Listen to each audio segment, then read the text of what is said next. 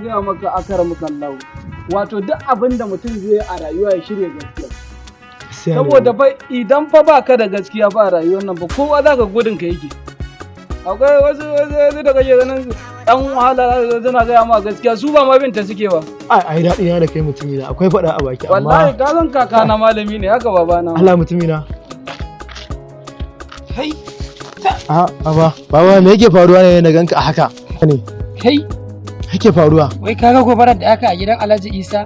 Kai, gaskiya yau na ga gobara ta ban mamaki. Inna lillahi wa inna ilaihi raji'un. Ko shi sa jiya na ga haske da daddare. Shine mana. Wai shine? Shine. Kai kaga wuta? Kai wai a gidan waye aka yi gobara? Alhaji Sani. Allah ya kiyaye. Kai Allah ya mayar masa da alkhairi. Ba abin ba.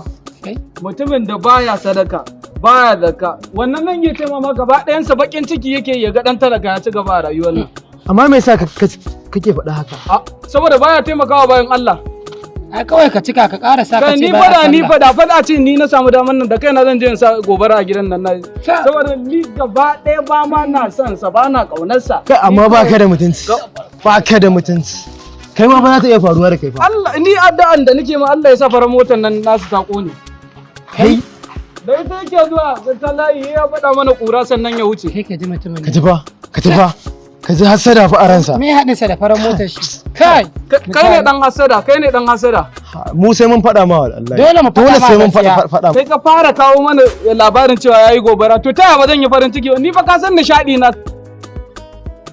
Munafiki ne kai. Kai yanzu dan iska kwanaki kai ne na ganka ka sako wata malin da wata in Allah ya sai ta fara da kai. Ba za ta faru da ni ba. In Allah ya ta faru da shi. Wallahi na sha kai. Na sha tabara na sha yasin wallahi ba za ta faru da ni ba. Allah ya shirye ka ne. Allah ya shirye ka. Irin ku ba su da yawa. Kan da yawarka. Ni dama a shirye nake shirin carbi. Kuma zaka je gaba zaka gani kai ma. Irin ku ba su da yawa. Alkhairi zan gani. Ya mutum an masa wannan an zo za a je a jaje ka tsaya kana wani. Rabu da kara. Dadin ta irin su ba su da yawa a duniya. Inda suna da yawa shine tashin hankali. Allah ya ta faru da kai.